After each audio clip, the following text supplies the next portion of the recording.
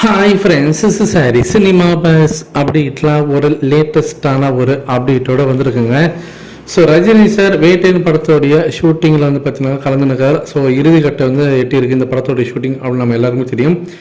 இன்னைக்கு பாண்டிச்சேரியில் பார்த்தீங்கன்னாக்கா இந்த படத்தோடைய ஷூட்டிங் வந்து பார்த்தீங்கன்னாக்கா ஆரம்பிச்சிருக்காங்க. ஸோ இது படத்தோட இறுதிக்கட்ட படப்பிடிப்பு பார்த்தீங்கன்னாக்கா இப்போ பாண்டிச்சேரியில் இருக்கக்கூடிய எக்ஸ்போ மைதானத்தில் இன்னிலேருந்து நடக்க ஆரம்பிச்சிருக்கு. அதில் ரஜினி சாரும் ஷூட்டிங்லாம் கலந்துருக்காரு.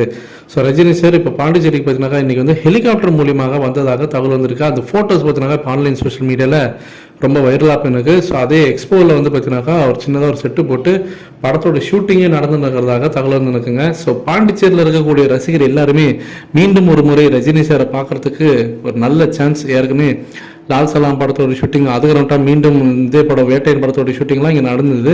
இப்போ மீண்டும் இந்த படத்தோட இறுதி கட்டத்தை எட்டவே மீண்டும் ஷூட்டிங் பார்த்தீங்கன்னா பாண்டிச்சேரி எட்டியிருக்கு.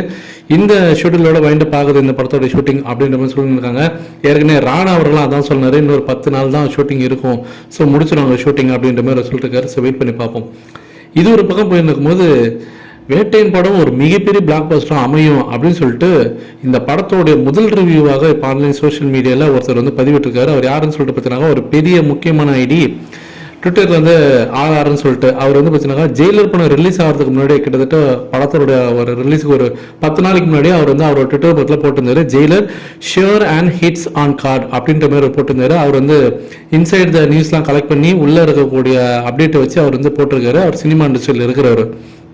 அவர் இப்போ மீண்டும் வேட்டையன் படத்து சம்பந்தமாக அவர் போட்டிருக்காரு. அவர் இப்போ என்ன போட்டிருக்காருன்னா நேற்றுக்கு வேட்டையன் ஃப்ரம் அக்டோபர் தலைவர் பிளாக் பஸ்டர் அப்படின்ற மாதிரி போட்டிருக்காரு. அதாவது ஜெயிலர் கூட பார்த்தீங்கன்னா அவர் வந்து ஃபயரோ இல்லை வேற எந்த ஒரு ஸ்மைலியோ எந்த ஒரு இதுவுமே போடாமல் இருந்திருக்காரு. ஆனால் இதுக்கு பார்த்தீங்கன்னா பயங்கரமாக போட்டு ஃபயர்லாம் விட்டுருக்காரு. ஸோ அப்போ ஜெயிலரோட இந்த படம் இன்னும் பக்காவாக இருக்கும் அப்படின்ற மாதிரி ரசிகர் எல்லாமே ரொம்பவே வந்து பார்த்தீங்கன்னா எதிர்பார்ப்புடன் காத்திருக்காங்க.